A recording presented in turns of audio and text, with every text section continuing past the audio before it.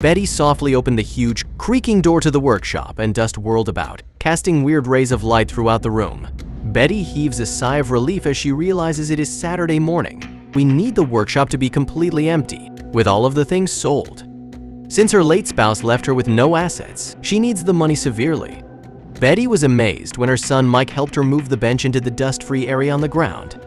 To her surprise, a trapdoor was revealed underneath it. She had no idea this was here. Mike opened it up and the two of them peered in. There was a secret staircase that spiraled down into the darkness below. The staircase ended in a secret room. As they looked around, they were both filled with wonder. Betty was in disbelief at what she had found. Wilbert had been hiding what he was truly doing in the workshop and lying to her for years. Betty was still very far from moving on 2 weeks after her husband's death. Their shared space reeked of him, and she could feel his presence in every room. In addition, she hadn't gotten around to getting rid of his belongings. He was the only one who ever visited the workshop, in contrast to every other location she had ever worked on. After retiring, Betty's husband quickly became a fixture in the workshop, but he seemed happy, so Betty never bothered to find out his secret.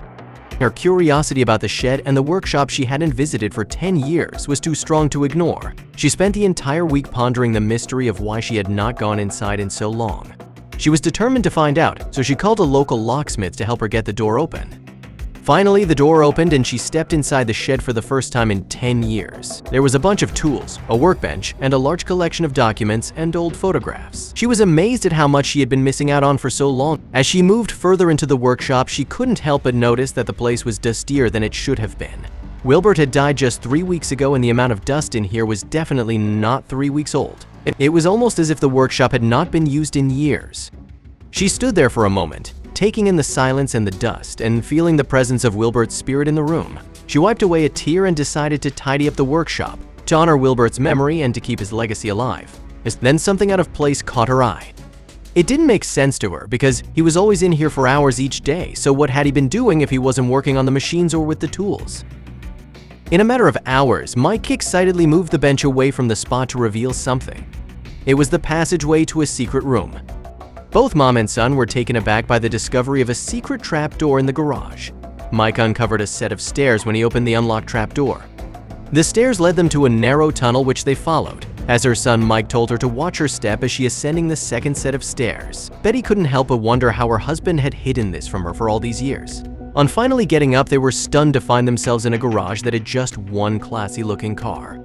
Betty and her son were baffled to find a path from her house that led to the garage. Who did this car belong to? Mike hopped into the car and started it. Once he did, the built-in navigation and dashboard came on. Looking at them, he realized that there was a preloaded route programmed in it. The trip was a 30-minute drive, and right that second, Mike opened the garage door with the car's remote as Betty sat in the passenger seat. Just as they were pulling out of the garage, Betty got a response to one of her many inquiries. The garage belonged to one of the houses in their neighborhood which was up for sale. The house had been on the market for so long without finding a buyer. At one point, she had been interested in buying the house, but when she couldn't find a listing for it, she had given up on the house, and now here she was. Betty surveyed the yard and outside of the home and found it to be in a sad state of disrepair. There was no mistaking the building's plainly poor state. To look somewhat decent, it required extensive cleaning, repainting, and repair. She couldn't fathom how someone could expect a property in such disrepair to fetch a fair price on the market. Mike decided to ask around, so he went to a neighbor's home up the street. He reasoned that at least the authorities would recognize the owner. Meanwhile, Betty made up her mind to look at the automobile and more. She found merely a single enormous black bag taking up the whole compartment. Upon reaching out to get it, she felt its heft and realized it must have been something exceptional to have been left in a vehicle. Betty nearly let out a loud yell as she ripped open the package. Discreet bundles of $100 banknotes were included. A lot of money was involved, maybe in the hundreds. As she shifted the cash out of the way, she saw that many sets of keys and several plastic cards were also tucked within. Mike was nearly back to the vehicle when she yelled for him to come over.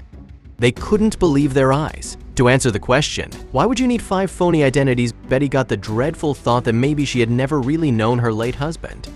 Mike retrieved a number of key fobs from the black bag and began testing them on the front door knob.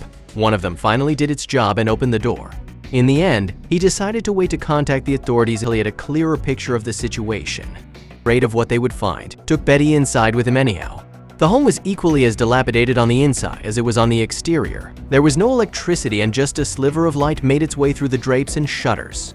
Mike called down to her from above. She could tell by his tone that he was overjoyed about his discovery. As fast as she could, she made her way upstairs. Betty could hardly make out the artwork on the wall, but she could hear Mike in what turned out to be one of the bedrooms. When she walked in, he immediately pointed to a picture on the wall. She inched closer, straining her eyes to make out the painting's subject. It was the most unexpected thing to turn up in the deserted home. This photograph of their family was very beautiful. Betty had no idea why it was there or whether Wilbert even wanted them to see it. In addition, there was something else present. The wall concealed a safe with an envelope taped to the outside. Mike cautiously opened it and read it with both of their heads craning over it. The group was stunned. Wilbert had worked with shady characters and criminals in the past to make ends meet, and he was not proud of this. He located secure locations where criminals and lawbreakers could meet undisturbed. There had been an accidental beginning to it many years previously. Betty had a flashback to a previous discussion they had had about buildings like this one. Wilbert had stated an interest in purchasing a rental property, but Betty was concerned that doing so would be too high risk of an investment. Instead, he had secretly purchased a safety net because he disagreed and thought they should have one. The home was disorganized and seemed deserted. After arriving at the house one day, Wilbert discovered an unknown person hiding within. During a period when there was a widespread increase in crime in the city, the criminal in question had been doing business there to evade the authorities. He made Wilbert an offer of money in exchange for the use of the home in secret. It was an offer that couldn't be refused. He continued growing until the police came through and cleaned up the area, at which point the gangs left. However, it did not account for the safe. The code was located in the page's footer. There was no way it wasn't that specific mix. When Mike entered the correct code, the safe opened. More cash than anybody had anticipated was stuffed inside. Betty was at a loss as to what to do with it. They almost called the cops, but ultimately opted against it. Wilbert wished for them happiness and safety. They would respond just as you predicted.